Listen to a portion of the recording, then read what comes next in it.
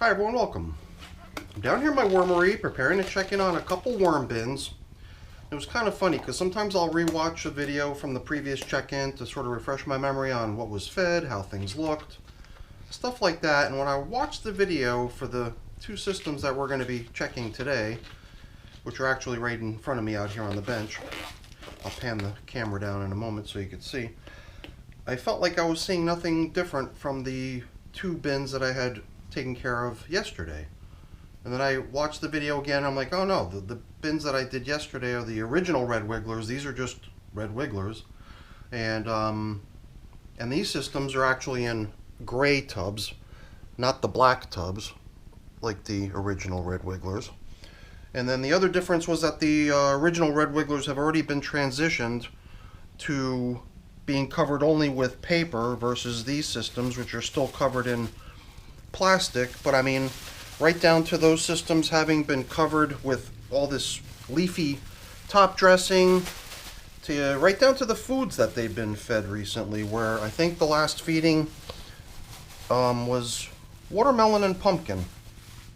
No, not watermelon and pumpkin. Watermelon, yeah, but not pumpkin, banana peels. So as we check in here, it's going to be a little bit of deja vu, but just keep in mind, those are the key differences. Those were the original red wigglers. These are covered in plastic. These are in gray tubs, not black.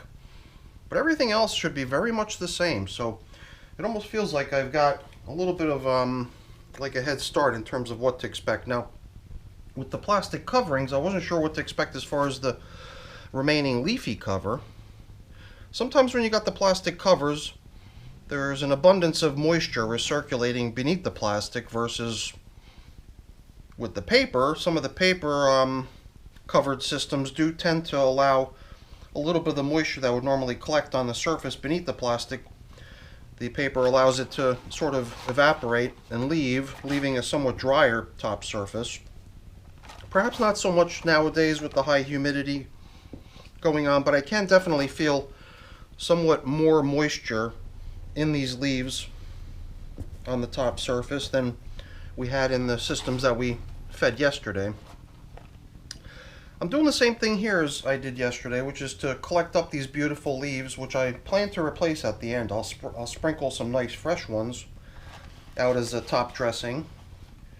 But I think that when we use these somewhat seasoned leaves from the previous check-in, they've had a chance to be in the worm bin. They've got all the beneficial microbes and bacteria and everything to make for a really nice foundational bedding to include with the feeding. So that's what we're going to do here today with this stuff, sort of a little bit of a recycling of the bedding materials. And you know, before my hands get really messed up, let me just really quickly show the age of the system, 102 days. Versus the original red wigglers that were 112 days when we checked in on them last time.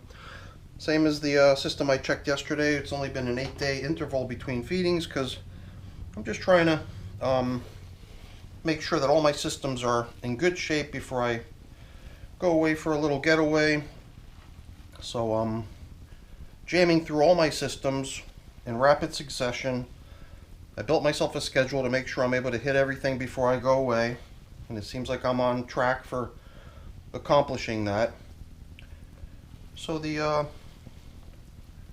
original red wigglers that we fed yesterday, there too, like I said, having been fed banana peels and watermelon, and with an 8-day interval between the feedings, not a whole lot of difference. Over in that other system, we found a few pieces of watermelon rind, like what I'm seeing right here. A little bit of banana peel, like what we're seeing here. But they've done a pretty good job on the last feeding, so we're going to replenish. And I'm kind of continuing with the copycat to a certain degree. The copycat approach of using what I used yesterday alongside the recycled leaves, which is some soiled napkins. I'm going to see about trying to include 3 napkins along with the recycled leaves as the foundational bedding to go in with today's feeding. And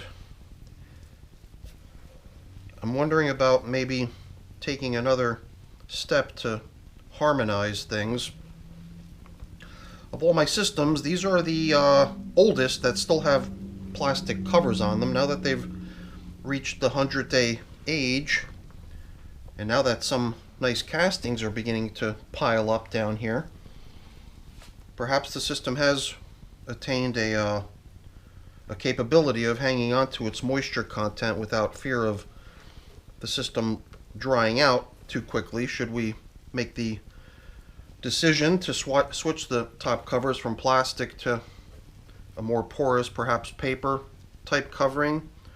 I think I'm leaning towards leaving it, you know. Despite the fact that we switched the top coverings in the other system over to paper already once upon a time, I think here we could probably just ride it out one more time. It is quite likely that the next time we check in on this system, which could be a few weeks from now, my guess is it's probably going to be over 20 days between now and the next check-in of these systems.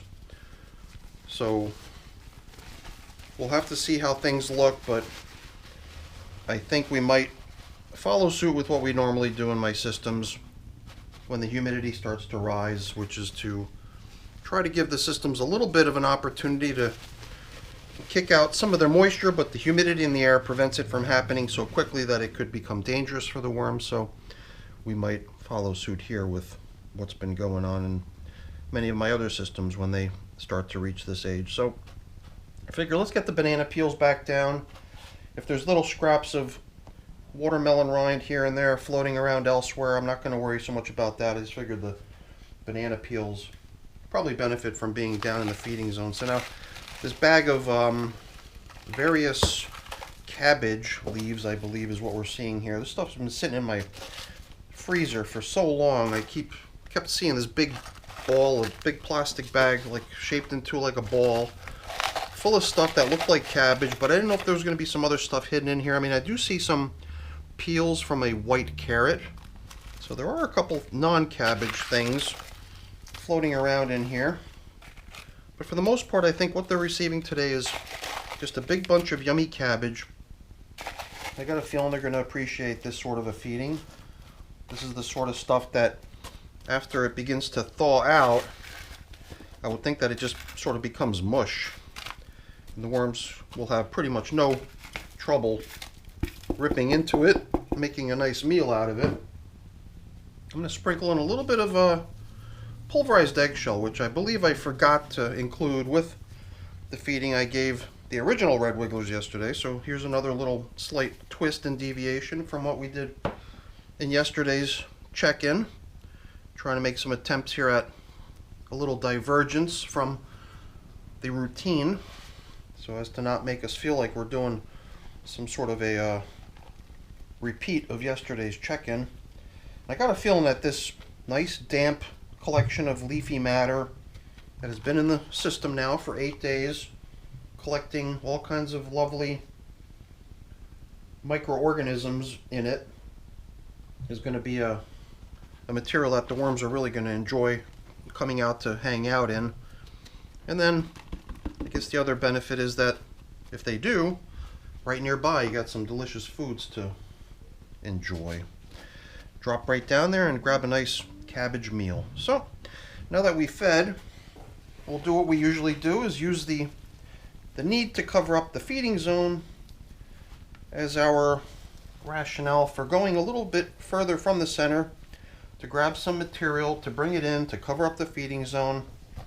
At the same time, trying to aerate the material a little bit, and if possible, blending in some of the residual leaves that remained out here on the top surface. Kind of blend it into the material at large, because it is really starting to become almost like castings only anymore in some of this stuff.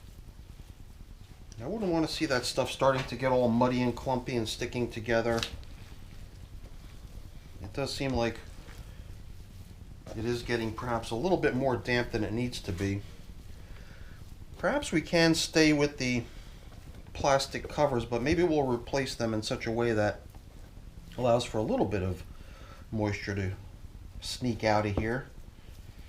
So I would think that in a system that's still around 100 days old at this point, the high moisture level results in worms feeling really comfortable going pretty much anywhere they like in the system without fear of encountering some overly dry or harsh material that they can't really be comfortable in. So I like the moisture, but the high moisture does make me get a little bit concerned that perhaps things will start to become overly damp and muddy and hopefully not turning anaerobic, which just means like there's a depletion of the oxygen in the moisture that's in the system, and then some sort of weird dangerous types of bacteria can start to thrive in those environments and potentially cause a bad situation for the poor wormies. So that's got to be one of the things you keep an eye out for. And man, oh man, that's usually a clear sign to me that there's a lot of moisture in a system. And you know what? I forgot to put the last napkin in. So you know what we'll do?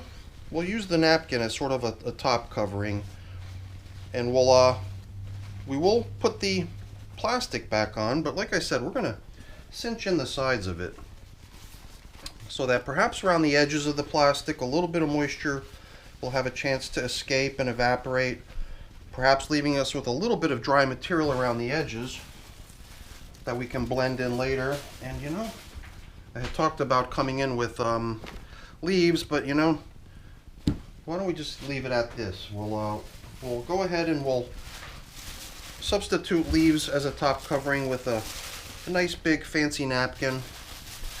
We'll try to cinch in the edges of this plastic covering to leave a little bit of extra airflow around the sides.